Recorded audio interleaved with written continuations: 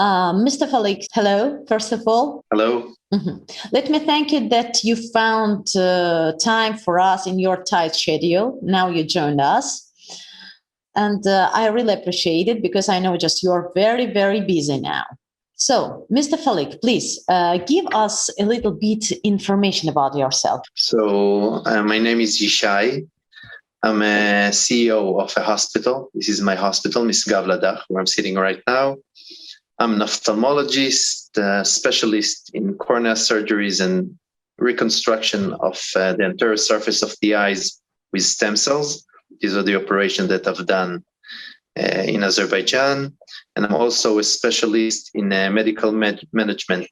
So in Israel, in order to govern a hospital, you have to have a specialty, a subspecialty in medical management, and also, of course, an MBA, Master's in Business Administration. And yes, I'm a family man. I've got 3 children and a wife who is an oncologist. She's also a doctor, and she has her own laboratory with PhD students. So this is in general me. God bless your family and your children. Thank you very much. The first question what I wanted to ask is, why did you come to Azerbaijan and what was your activity here? So YAŞAT organization under Hassan. So YAŞAT organization's head is Mr. Elvin and Hassan head is Mr. Ulvi. They invited us to come and help the wounded soldiers. Our countries are allied countries, and of course we're willing to come. The guy that organized this whole thing is Professor Masoud Ashina. He's a pristine neurologist who is from Azerbaijani origin, and he lives in Denmark, but his heart is in Azerbaijan. So he made the contact, and I made the contact with the Israeli physicians, and we came a group of 8, team of 8 people, 6 physicians, 1 ocularist that makes the prostheses, and an administrator. And we came over to do surgeries, ophthalmic surgeries, which are mostly oculoplastic surgeries on the eye sockets of soldiers that lost their eyes, and some surgeries that we performed on the retina, and some were actually anterior chamber operations, which are cornea transplantations and reconstructions of the eyes with stem cells, which I have done. And what was the main problem you faced too? So I don't think we basically didn't face a large problem, apart of that the skies were closed, and it was very hard to get the approval of the ministries, Ministry of Transportation, Ministry of Health, Ministry of Foreign Affairs. But we used the help of the ambassador, Mr. George Dick, who is a great person. And together we convinced the government, the Israeli government, that we should come. And the Azerbaijani government did everything that was required to keep us safe at this time of pandemic. And I think this was the major difficulty that we have encountered. Otherwise, we got a lot of information from YAŞAT organization about the wounded soldiers. So we were able to manufacture and create, of course, everything is manual, prostheses for those soldiers. And many of them got prostheses and operations. And some soldiers actually regained sight and came and got their vision back.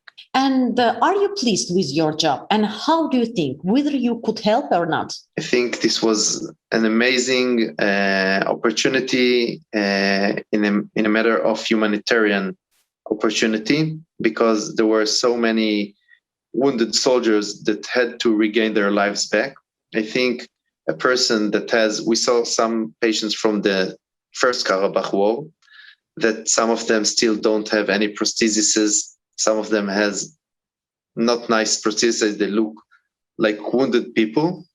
The people that we helped in these operations, a part of those that really can now see and return to life, some of them that lost both eyes or lost one eye, now that they walk with the prosthesis, a person from the outside world sometimes cannot even say that this is the prosthesis. So they can walk safely and they can feel proud.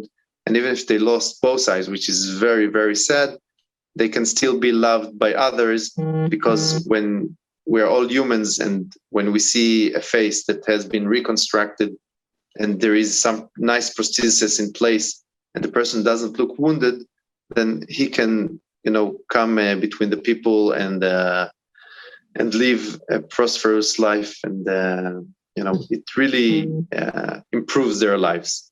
Was it your first visit to Baku? Yes. Mm-hmm. I think, it was, all of us came the first time to Baku. Baku was an amazing city. It is so clean. The streets are so wide. The architecture is amazing. The Hadaya Aliyev museum was just, wow. I say one of the most impressive museums that I've been in the world. I've been in quite some places.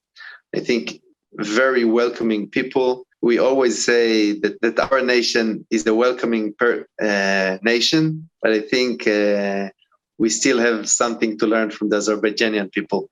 Everything was top-notch, and we felt like a family. And the doctors in the hospitals, Dr. Jamil, Mr. Elmar, the head of the hospital, Dr. Jehun is the vice head of the hospital. All of them were really, really great people. And in the end, when we met in the last meeting, we felt like a family. And I said that there's no more them and us. We're one large family of physicians that are helping patients. And you should truly be proud of your team of doctors. They're really, really great doctors. An amazing facility, world-class facility. In Israel, we don't have such large hospitals for eyes. We have departments for eyes in each hospital, but one unique, huge hospital, the Zarifa Aliyeva Hospital, I think it's one of its kind in the world. Mm-hmm. When are you going to come to Azerbaijan again? Do you have any plans about that? So there were some conversation about future meetings.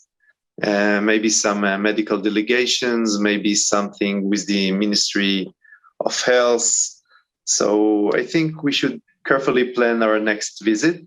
There were some Jewish Azerbaijani organizations that are inviting us to come back. And I'm 100% sure that we will come back and visit. Mm-hmm. Mr. Falik, thank you so much for this meeting that you are today with us.